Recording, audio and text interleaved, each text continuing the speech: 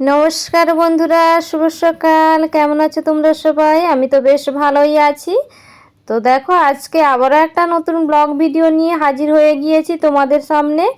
তো দেখো, তোমরা দেখতেই পাচ্ছ ভিডিওর শুরুটা কত সুন্দর দেখতে লাগছে। তো সবুজ আর সবুজ চারিদিকটা। তো আমি কোথায় যাচ্ছি বলো তো? আমাদের বাড়ির পেছন দিকে আমি পুকুরে যাচ্ছি জামা কাপড় ধুতে। তো আমার মেয়ে ভিডিওটা করে দিচ্ছে। তো আজকে ওর পড়া নেই, ছুটি আছে, যার কারণে যে বাড়িতে আছে বলে তো আমি বললাম চল তুই একটু ক্যামেরাটা করে দে। তো যার কারণে ওই যে ও ক্যামেরা করেছে। আর আমি এখানে কেন দাঁড়ালাম বলো তো? এখানে দাঁড়ালাম ওই পুকুর পাড়ে সুচনি শাক লাগানো আছে। তো ওটাই আমি আমার মেয়েকে দেখাচ্ছিলাম যে শাকগুলো কত সুন্দর হয়ে আছে দেখ। তো দেখো, এই যে এখন পুকুরে চলে যাচ্ছি জামা কাপড়গুলো ধুতে। তো এই পুকুরটা তোমরা এর আগের ভিডিওতেও দেখেছো, আমি এসেছিলাম জামা কাপড় ধুতে। তো সেদিনকে তো একা এসেছিলাম। তো আমি জামা কাপড় ধোয়া দেখাতে পারি না। তো আজকে যেহেতু মেয়েকে নিয়ে এসেছি তো বললাম একটু তুই ক্যামেরাটা কর। তো আমি জামা কাপড়গুলো ধুয়ে নিই। তো বন্ধুরা, তোমাদের কাছে অনুরোধ করছি তোমরা ভিডিওটা একটু না স্কিপ করে দেখতে থাকো, আশা করছি তোমাদের ভালো লাগবে। তো এই যে আমি এখন জামা কাপড়গুলো ধুয়ে নিই, তারপরে তোমাদের যেহেতু এখানে এসেছি আর মাঠের ধার জানোই তো। তো আমি একটু আজকেও তোমাদের একটু তো ধান জমিগুলো ঘুরিয়ে দেখাবো। তো তোমরা দেখতে থাকো ভিডিওটা।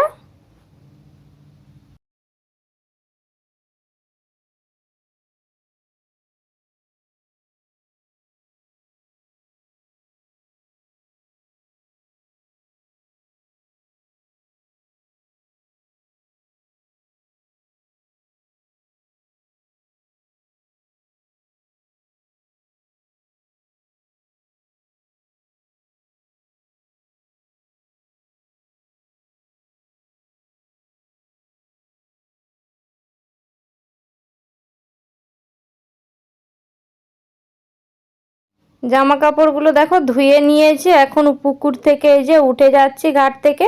তো উঠে গিয়েই তোমাদের দেখাবো কত সুন্দর ধানগুলো হয়ে আছে। তো দেখো, এই যে বালতিটা এখন এখানে রেখে দেব। তো এই যে বালতিটা রেখে দিয়ে এখন এই যে মাঠের দিকে যাচ্ছি। এই যে তোমরা দেখতেই পাচ্ছ ধানগুলো কত সুন্দর হয়ে গিয়েছে। ধান কেটেও নেবে, তো আর বেশি দেরি না, ধান কেটে নেবে। ধান কাটা শুরু হয়ে যাবে। তো ধান কাটা শুরু হলে তোমাদের ওই ভিডিওটাও করে দেখাবো। তো আমাদের এইদিকে এখন জানো তো ধান কাটার মেশিন নামে। তো আগে তো হাতে ধান কাটা হতো, তো এখন মেশিন নামে। গত বছরও নেমেছিল, এই বছরও মেশিন নামবে।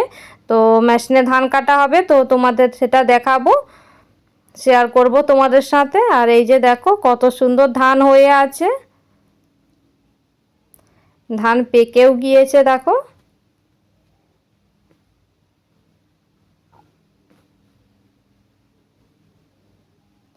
তবে এত রোদ্রুর যে আমি বেশি গেলাম না, সামনে থেকে একটু তোমাদের দেখিয়ে দিলাম। হ্যাঁ, আর এই যে আমার মেয়ে দেখো ওই যে বনের ভেতরে কি ঘুরাচ্ছে ওই জানে।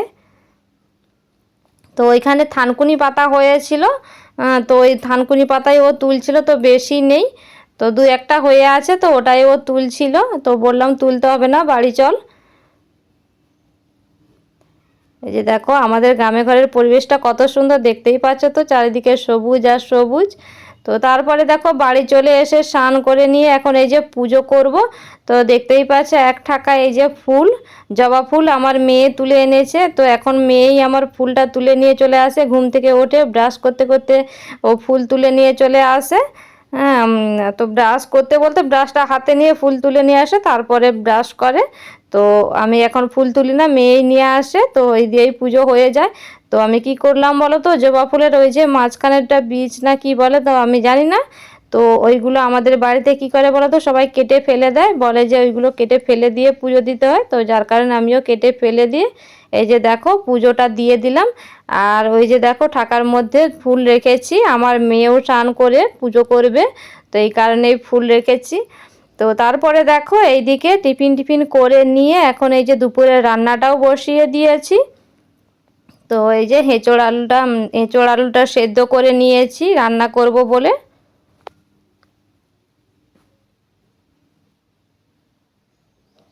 আর আমার এঁচোড় রান্না তো তোমাদের দেখিয়েছি, এর আগে শেয়ার করেছি তো কিভাবে আমি রান্না করি। তো এইদিকে দেখো রান্নাটা বসিয়ে দিয়ে আমি এইদিকে ফ্যানটা গেলে নিচ্ছি। আমার ভাতটা হয়ে গিয়েছে, এখন এই যে ফ্যানটা গেলে নিচ্ছি। তো ফ্যানটা দেখো গেলে এই যে হাঁড়িটা ঠেকিয়ে রেখে এখন কি করছি বলো তো, এই তরমুজটা আগের দিনকে তোমাদের দাদাভাই কিনে এনেছিল। তো দেখো আমি তরমুজটা কেটেই তো আমার প্রচণ্ড রাগ হয়েছিল, তার কারণ দেখো তরমুজটা একেবারেই সাদা। তো ও দেখো কেটে এনেছিল, ওই দিকটা দেখো লাল লাল ভাব আছে। তো আমি পরে বললো, তো যখন কেটে একটু দেখিয়েছিল তখন তো লাল ছিল, এই দেখেই আমি এনেছি। তো ভেতরে সাদা হলে আমিও কি করব, তা আবার ঠিক ও বা কী করবে ভেতরে সাদা হলে। তো কিছুই, তবে কি বলো তরমুজটা সাদা হলেও মিষ্টি লেগেছিলো, খাওয়ার পরে বুঝেছি যে মিষ্টি লেগেছিলো। তো যার কারণে নষ্ট হয় না, খাওয়া হয়েছে। তো তারপরে দেখো এদিকে তরমুজটা আমি কেটে নিয়ে এখন এই যে মাছটা ভাজতে তুলে দিলাম। আর মাছটা ভাজার দোকানে তুলে দিয়ে এখন এই যে মশলাটা বেটে নেব। আর আজকে আমি কাতলা মাছ ভাজছি, আর এই আজকে করব দই কাতলা। তবে আজকে আর পেঁয়াজ রসুন দেব না, আজকে একটু অন্যভাবেই দই কাতলাটা রান্না করব। তো তোমাদের সাথে শেয়ার করব আজকেও কিভাবে আমি রান্নাটা করছি। তো দেখো এই যে শিলের মধ্যে নিয়ে নিলাম সর্ষে পোস্ত আর এই যে কাঁচা লঙ্কা। তো সর্ষে পোস্ত কাঁচা লঙ্কাটা এখন বেটে নেব শিলের মধ্যে। তো তার আগে কি বলো তো, তার আগে যে এঁচোড় রান্না করেছিলাম পেঁয়াজ রসুন এগুলোও বাটা হয়েছে, তো ওগুলো আর তোমাদের দেখালাম না। তো সর্ষে পোস্ত কাঁচা লঙ্কাটা বাটছি মাছের জন্য, তো সেটাই দেখাচ্ছি। তো চলো আমি এখন মশলাটা বেটে নিই, তোমরা ভিডিওটা দেখতে থাকো।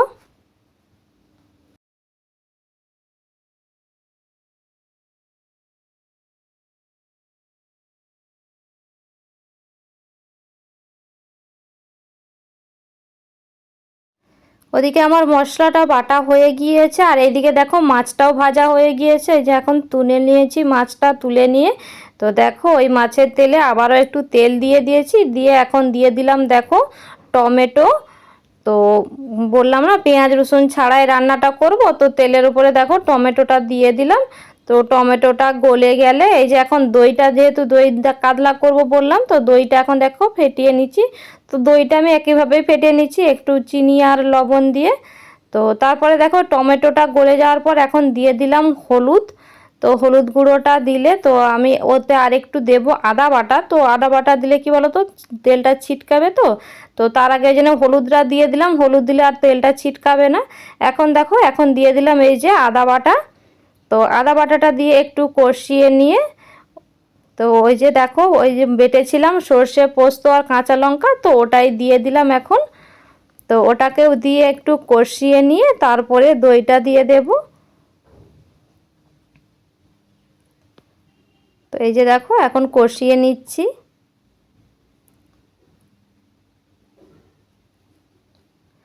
আর রান্নাটা খেতে বেশ সুন্দরই হয়েছিল, সুস্বাদুই হয়েছিল খেতে। তো দেখো এদিকে আমার কষানো হয়ে গিয়েছে, এখন এই যে ফেটিয়ে রাখা দইটা দিয়ে দিলাম, ফেটিয়ে রাখা টক দই।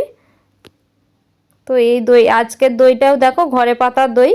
তো দইটা দিয়ে একটু দেখো কষিয়ে নিচ্ছি, কষিয়ে নিয়ে আবার ওই যে গ্লাসে যে দইটা লেগে আছে, তো ওতে একটু জল দিয়ে ভালো করে ধুয়ে ওই গ্লাস ধোয়া জলটাই দিয়ে দিব।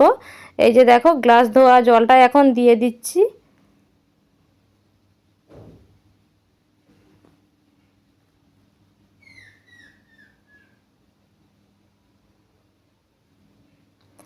তো দেখো জলটা আমার ফুটে গিয়েছে, ফুটে যেতে তারপরে এখন দেখো দিয়ে দিচ্ছি মাছ। তো যেহেতু আমি দইটা লবণ হলুদ দিয়ে লবণ না সরি লবণ, হ্যাঁ লবণ আর চিনি দিয়ে ফেটিয়েছিলাম, যার কারণে আর লবণ দিলাম না। তো অতই পরিমাণ মতো আমি লবণ দিয়ে দিয়েছিলাম। তারপরে দেখো উপর দিকে একটু দিয়ে দিয়েছি সর্ষের তেল, দেখতেই পাচ্ছ। তো সর্ষের তেল দিয়ে তা দেখো আমার রান্নাটাও হয়েও গিয়েছে, এখন নামিয়ে নিয়েছি। আর দেখো আজকে কি রান্না করেছি, এই যে এঁচোড় করেছি, আমের চাটনি করেছি, আর ওই যে দই কাতলাটা করেছি, আর হচ্ছে পটল ভাজা। তো এটাই ছিল আজকে দুপুরের মেনু। তো তারপরে দেখো রান্না বান্না হয়ে যেতে এখন এই যে বাসনগুলো মেজে নিচ্ছি। তো মাজা হয়ে গিয়েছে, এখন বাসনগুলো এই যে ধুয়ে নিচ্ছি। আর প্রচণ্ড রৌদ্র, যার কারণে আমি দেখো ঘুমটা টেনে নিয়েছি, দেখতেই পাচ্ছ তোমরা। তো সাধারণত তো ঘুমটা দেয়া হয় না, এই রৌদ্রুর কারণে ঘুমটাটা দিয়েছি।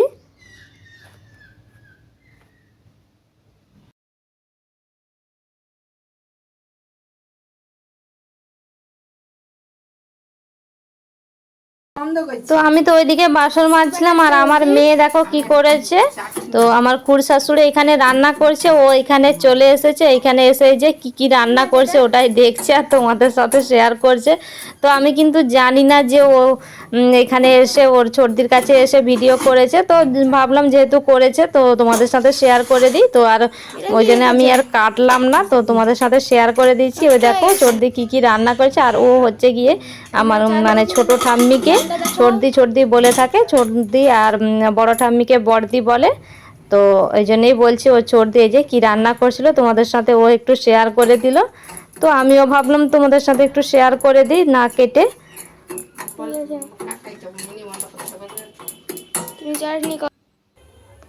তো তারপরে দেখো চলে এসেছি সন্ধেবেলায়। তো সন্ধেবেলায় তো জানো প্রতিদিনের একটা অভ্যেস আছেই, তো দুই বেলায় সকাল সন্ধে দুই বেলা চা খাওয়া। তো একদিকে বসিয়েছি চা আর একদিকে বসিয়েছি দুধ গরম। আর আমার মেয়ে যে পড়তে যাবে, এই যে জামা টামা পরে রেডি হয়ে গিয়েছে, চুল টুলও বেঁধে নিয়েছে, তো ওকে পড়তে দিতে যাব চা খেয়ে। তো চলো বন্ধুরা, আজকের ভিডিও এই পর্যন্তই। দেখা হচ্ছে আবার একটা নতুন ভিডিওর সাথে। ততক্ষণ তোমরা ভালো থেকো, সুস্থ থেকো। আজকের মতো টাটা।